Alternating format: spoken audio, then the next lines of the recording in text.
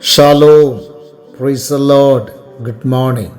അനുഗ്രഹീതവും വിലയേറിയതുമായ നല്ല പ്രഭാതവേളയെ ഓർത്ത് കർത്താവിനെ സ്തുതിക്കുകയാണ്. ഈ മനോഹരമായ പ്രഭാതത്തിൽ നിങ്ങളുമായി ഒരുമിച്ച് പിന്നെയും പ്രഭാത ചിന്ത പങ്കിടുവാൻ സർവകൃപാലുവായ ദൈവം ഒരുക്കി തന്ന മനോഹര നിമിഷത്തെ ഓർത്ത് ദൈവത്തെ സ്തുതിക്കുകയാണ്. ഈ പ്രഭാതത്തിൽ എൻ്റെ പക്കൽ പരിശുദ്ധാത്മാവ് ഏൽപ്പിച്ചിരിക്കുന്ന പ്രഭാത ചിന്തയുടെ പ്രമേയം ഓട്ടവും അധ്വാനവും എന്നുള്ള ഒരു വിഷയമാണ്.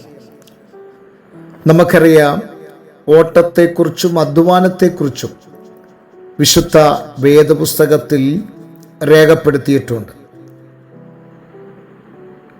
ഒരാത്മീയ ഓട്ടം ആണ് ഈ പ്രഭാതത്തിൽ ഞാനിവിടെ നിങ്ങളുമായി പങ്കിടുവാൻ ആഗ്രഹിക്കുന്ന വിഷയം. ഭൗതിക തലത്തിലെ ഓട്ടത്തെക്കുറിച്ചല്ല. 1 കൊരിന്ത്യർ ലേഖനം 9-ാം അധ്യായം 24-ാമത്തെ വാക്യം നാം വായിക്കുമ്പോൾ, ഓട്ടക്കളത്തിൽ ഓടുന്നവർ ഒരുപാട് പേരാണ്, അനേകരാണ്, എങ്കിലും വിരുദ് പ്രാപിക്കുന്നവൻ ഒരുവൻ മാത്രമേ ഉള്ളൂ എന്നാണ് വേദപുസ്തകം നമ്മെ പഠിപ്പിക്കുന്നത്. എബ്രായ ലേഖനം 12-ാം അധ്യായം 1-ാമത്തെ വാക്യം നാം വായിക്കുമ്പോൾ, സാക്ഷികളുടെ വലിയൊരു സമൂഹം നമുക്ക് മുൻപിൽ ഉണ്ട്.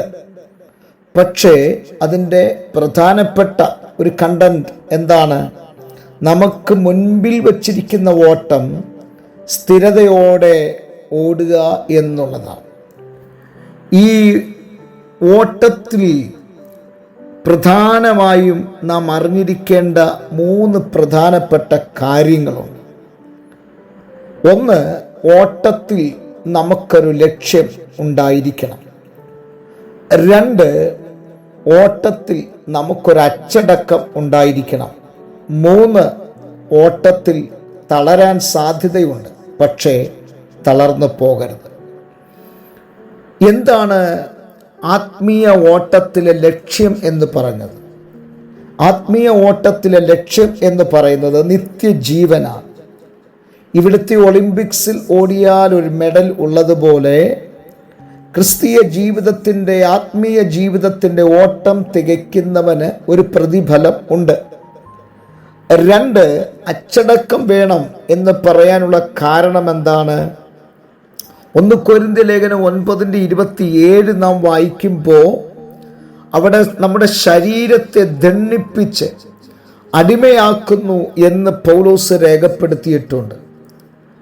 ഇന്നത്തെ പ്രഭാതത്തിൽ ഞാൻ പറയട്ടെ, പെന്തക്കോസ്തിലെ ജീവിതം, ആത്മീയ ജീവിതം, പെന്തക്കോസ് എന്ന പദം ഞാൻ എടുത്തു മാറ്റുകയാണ്. ഒരു ആത്മീയ ജീവിതം അതൊരു കുത്തഴിഞ്ഞ പുസ്തകമല്ല, അതിനൊരു അച്ചടക്ക നടപടിയുണ്ട്.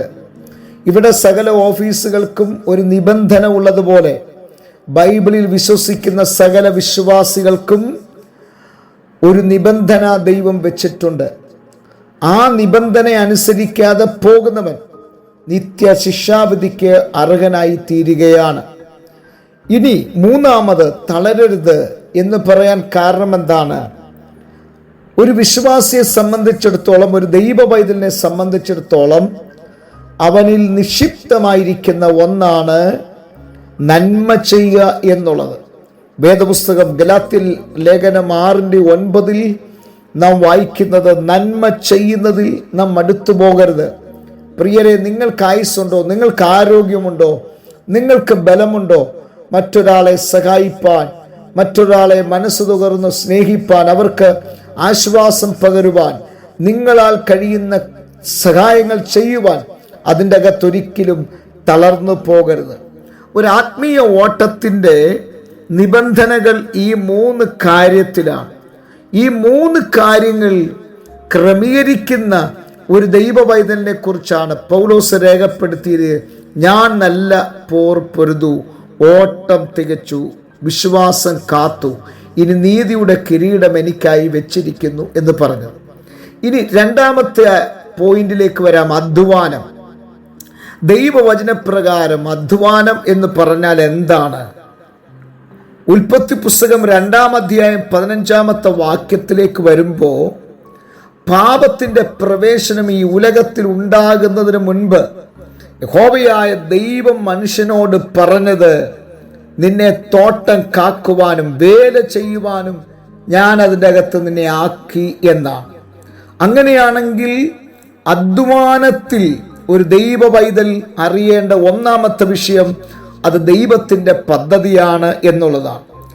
രണ്ടാമത്, അധ്വാനിക്കുന്ന ഒരു മനസ്സുള്ളവൻ അവൻ ഒരിക്കലും മടിയനാകരുത്. സദൃശ്യ 6:6 മുതൽ 11 വരെ, മടിയാ നീ ഉറുമ്പിൻ്റെ അടുക്കൽ ചെല്ലുവാൻ അവരെ പ്രബോധിപ്പിക്കുകയാണ്. ഇനി 2 തെസ്സലോനിക്ക ലേഖനം 3:10 നാം വായിക്കുമ്പോൾ, വേല ചെയ്യുവാൻ മനസ്സില്ലാത്തവൻ തിന്നുകയും അരുത് എന്നാണ്. അങ്ങനെയാണെങ്കിൽ വേലയ്ക്കായി വിളിച്ചു വേർതിരിക്കപ്പെട്ട ദൈവത്തിൻ്റെ അഭിഷക്തന്മാരെ, ദൈവദാസന്മാരെ, ദൈവമക്കളെ, നമ്മൾ ചെയ്യേണ്ട പ്രവൃത്തി അതാത് സമയത്ത് ചെയ്തു തീർക്കുവാൻ ഞാനും നിങ്ങളും ഉത്സാഹിക്കണം. ഇനി ആർക്ക് വേണ്ടിയിട്ടാണ് നാം അധ്വാനിക്കുന്നത്? നാം അധ്വാനിക്കുന്നത് 127 സങ്കീർത്തനം 1 മുതൽ 2 വരെയുള്ള വാക്യങ്ങൾ നാം വായിക്കുമ്പോൾ, യഹോവ വീട് പണിയുന്നില്ല എങ്കിൽ പണിയുന്നവൻ വൃഥ അധ്വാനിക്കുന്നു. അർത്ഥാൽ നാം അധ്വാനിക്കുന്നത് നമ്മുടെ കർത്താവിന് വേണ്ടിയിട്ടാണ്. ദൈവം നാം ഇങ്ങനെ വായിക്കുന്നു, നിങ്ങൾ അതികാലത്ത് എഴുന്നേറ്റ് എന്നിട്ട് നിങ്ങൾ അധ്വാനിക്കുന്നതും നന്നാ താമസിച്ച് കിടക്കുവാൻ പോകുന്നതും വ്യർത്ഥമാണ്. കാരണം എന്താണ്? കാരണം കർത്താവിന് വേണ്ടിയിട്ടുള്ള പണി, കർത്താവിന് വേണ്ടിയിട്ടുള്ള അധ്വാനം, കർത്താവിന് വേണ്ടിയിട്ടുള്ള വേല, അത് സ്ഥിരതയുള്ളതാണ്. ആകയാൽ ഈ പ്രഭാതത്തിൽ നമ്മുടെ ഓട്ടവും അധ്വാനവും കർത്താവിന് വേണ്ടിയിട്ടുള്ളതാകട്ടെ. അതിൻ്റെ അകത്ത് ലക്ഷ്യമുണ്ടാകട്ടെ, അതിൻ്റെ അകത്തൊരു ഫലമുണ്ടാകട്ടെ. കണ്ണുകളെ അടയ്ക്കാം, പ്രാർത്ഥിക്കാം. നല്ല ദൈവമേ, സ്വർഗസ്ഥ പിതാവേ, ജനത്തെ അനുഗ്രഹിച്ച് പ്രാർത്ഥിക്കുന്നു, വലിയ അനുഗ്രഹമാക്കി തീർക്കണം. യേശു ക്രിസ്തുവിൻ നാമത്തിൽ തന്നെ ആമേൻ. എല്ലാവർക്കും നല്ലൊരു പ്രഭാതം നേരുന്നു. ക്രിസ്തുവിൽ നിങ്ങളുടെ പ്രിയ സഹോദരൻ പാസ്റ്റർ ജോസ് സാമുവേൽ.